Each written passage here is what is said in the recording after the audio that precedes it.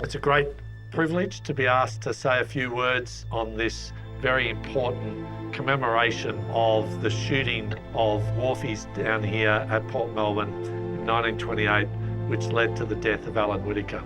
It's almost his ordinariness, which is what makes this such a powerful story and why it resonates.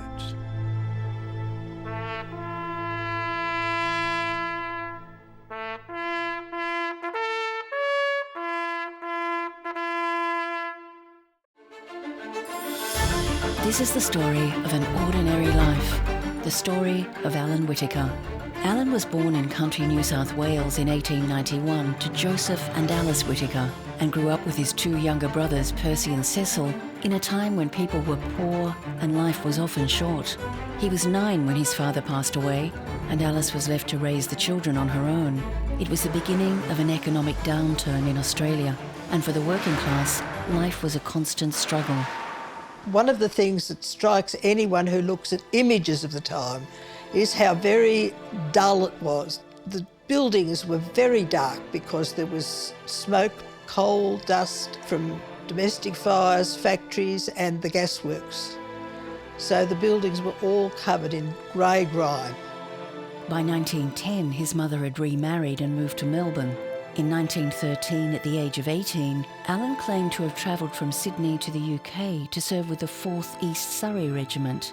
At the outbreak of the First World War in August 1914, he joined the Australian Defence Force and was shipped out as part of the Gallipoli Peninsula landing on April 25th, later to become Anzac Day. On that day, he suffered a severe shrapnel wound to his ankle. He was treated in Egypt for almost 3 months.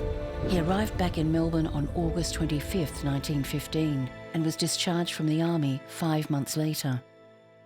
We all speak about the Anzacs with great reverence today, but we forget that they were working men and women. The justice they were going to get when they got home, was going to be recognition, that didn't happen. He received a pension of £52 per annum, just enough to live on. A year later, it was reduced to £36 and eventually a measly 15 shillings a week. With no money and ailing health, Allan moved in with his mother and brother in Buckhurst Street, Montague, South Melbourne, and sought employment on the waterfront of Port Melbourne.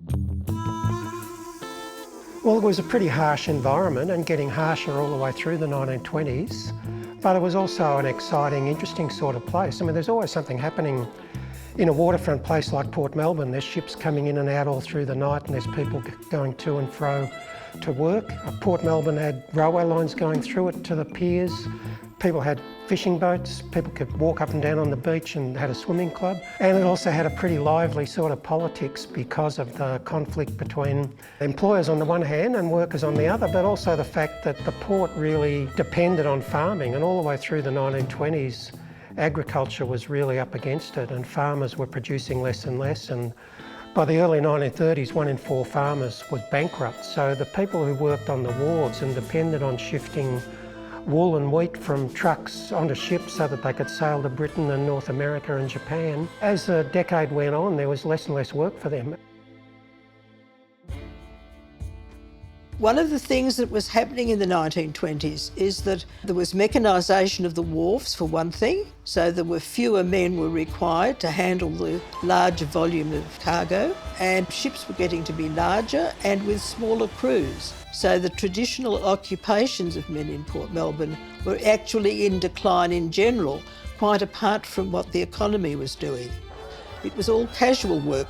You went down each day and you were chosen or not chosen. They chose the largest and strongest looking men first and often ignored the others. And that's what would have happened to Allan. In 1928, there are really 2 important changes. One is a change in the award for waterside work, so wages were centrally controlled by the Commonwealth from the middle of the 1920s. And then secondly, the introduction of a Transport Workers Act, which really gave the Commonwealth Government control over who could and who couldn't work on the wharves. And the wharfies nicknamed it the Dog Collar Act because they had to get a licence and pay the same amount that you'd pay to the Port Melbourne City Council for your fox terrier. The post-war period in the 1920s was not an affluent time at all, and a lot of the men who'd come back from the war came back with physical injuries and many of them with psychological injuries as well. some of them incapable of working, and some of them could only work intermittently because of the stresses. So Allan, as an ex-serviceman, was certainly given no priority for employment at all. So one of the sticking points in 1928, which really led to this big confrontation in which Allan Whittaker was involved and other workers were injured, was a change from what was called a daily pickup to 2 pickups a day. Initially they were allowed to organise the work rosters in their union headquarters in Bay Street once a day, so you got picked up in the morning, you got a day's work. The new award changed all that, and you had to line up for work twice a day, in the morning and the afternoon. And you didn't line up in the union offices anymore. You had to stand out in the freezing cold in between the piers in a really flat area with no toilets, no seating, no cover from the weather. You were also then competing with what was called free labour, who were workers who weren't in the union and who were prepared to work directly for the shipping companies without going through the union. And the shipping companies made a point of picking up those workers before they'd pick up the unionists. And so you could line up there twice a day and you might come home without any work. And so you're wasting half your day standing around in the freezing cold. But you've also got to think about their family situation and what was happening in their families, which fueled their anger at the fact that their employment was so casual and so accidental that they couldn't guarantee an income. Infant mortality is often taken as an evidence of the general health of the population. Now, in 1926, the average infant mortality in metropolitan Melbourne was about 5.7, and in Port Melbourne it was 8.7. So that families in Port Melbourne were clearly much less healthy than families elsewhere, and the men were well aware of it. Allan Whittaker was a union member, and as were all the other people caught up in the ruckus on Princes Pier. The free labourers, they'd come to Melbourne often from the country. Some of them were recent immigrants, and when they signed up to be a member of this fake union, they knew what they were getting in for, and you'd have to be pretty stupid not to realise you were taking somebody else's job away from them. These guys had to be picked up in Flinders Street and get on the train to come down here. There'd always be workers waiting for the train when it arrived, so the so-called free labourers had to have a police escort out to the piers and be protected all the time they worked. Then when they came back to the train to go back to wherever they'd come from, they'd have to run the gauntlet of being dragged through the back streets of Port Melbourne, and people by that stage would have handfuls of rocks to hurl at them. I believe Allan probably would have been thin. He would have walked with a limp. Don't know, I've always pictured him with dark hair. Despite extensive searches through war records and ancestry websites, we weren't able to find any proven photographs of Allan. So to get a clearer picture of him, we've asked Melbourne-based portrait artist Edouard Inglis to sketch an impression of Allan on the day he was shot, based on descriptions from various records our experts discovered through their research. Allan Whittaker would have probably looked not unlike a lot of other guys working on the wharves. They would have been pretty gaunt sort of individuals. Probably had fairly bad teeth in a lot of cases because sugar consumption kept them going through a hot day. Would have been dressed pretty poorly with a jacket and a shirt without a collar, which would have a few stains on it. Probably wear a battered sort of hat to keep off the sun down there. They certainly didn't have much spare flesh on them, most of them, and we have some idea that he was a slight person. Yeah, that was the challenge of that you don't have an image where you can rely on. I'm interested about on the eyes of the people especially. I try to imagine how it will be to live on his skin. So you imagine that he will be 35 years old, but not as we imagine someone 35 years old now.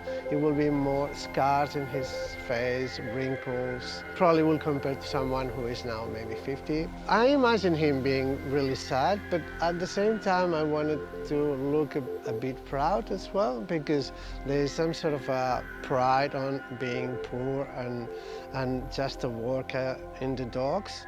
He is probably a collective image of a generation, a collective image of people who were in that moment, in that point of time, in that place, in that point of time. So is the combine of all these multiple faces combined in a single person. I am Frank Vincent. I am a retired judge. I was requested to review the inquest that had been conducted into the death of Allan Whittaker. So there was about 1,500 people waiting for it to be picked up here in Hogan's Flat. I believe about 300 of them had charged onto the pier. First officers opened the steam hoses on them. The police battened them and also drew their pistols. The transcript of the proceedings was hopelessly inadequate, but what does emerge is that no serious attempt was made to explore the circumstances. That's when Mr. Morris came back and said, "Come on boys, well, let's get back, get back." You could see that there was a futile and it was going to end up bloody. And that's when Chief Inspector Mossop ran up behind him, started hitting him over the head with his cane, swearing and everything else too. At that, they turned around to turn back and he said, "No, no, go off, just walk, let's go, let's go." And that was when Chief Inspector Mossop gave his order to fire on the men. They were actually retreating off the pier.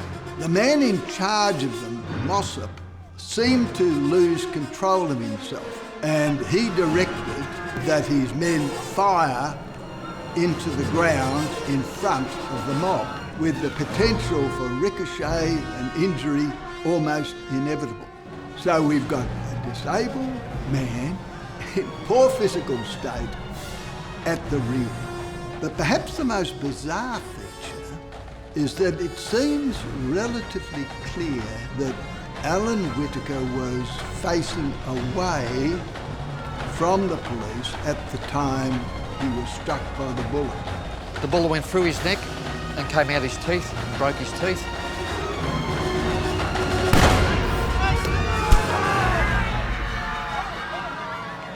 The police version was that he was facing towards them and the bullet entered from the front. The doctor who conducted the coronial inquiry found no bullet wound of any kind. How that could possibly have occurred was never explored. There was no explanation of where this bullet went and what happened.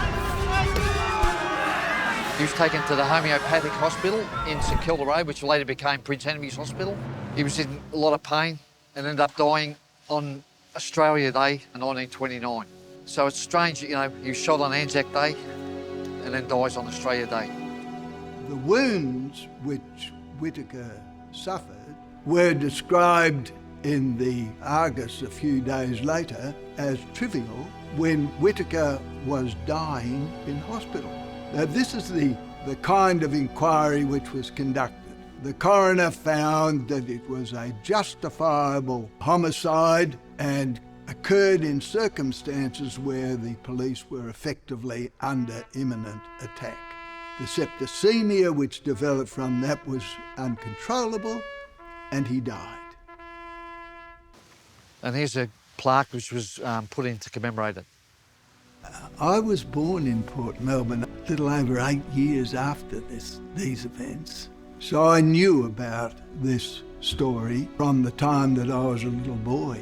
And I think it is very important to be aware of the way in which conditions can deteriorate, people can be exploited, and we have to be particularly careful that we don't fall into that trap.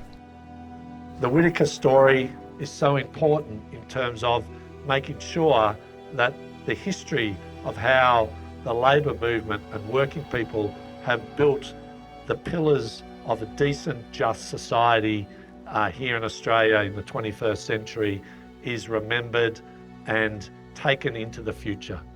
It's the same struggle for justice and decency for ordinary people, because that's what Allan Whittaker and his mates were all down here for in 1928, to get their voice heard and to get a decent outcome for a just and fair life. And to be shot down after having been in that first wave on the Gallipoli morning, to then come back here and to be shot by your own police force and then die a terrible death, not just from the infections that he got from the shooting, but from the malnutrition that he was suffering after having been locked out for 3 months together with thousands of other workers right across Australia. We claim to be an egalitarian, just society, but at so many levels we fall down. And at so many levels, we create our Allan Whittakers, not by death or whatever, but through homelessness and through unemployment, through the inability to gain adequate hospital and medical care, all those kinds of destructive things. And it's so easy to dismiss people like that. And Whittaker was dismissed for years, except among the people in Port Melbourne. He was a true victim in more than one sense.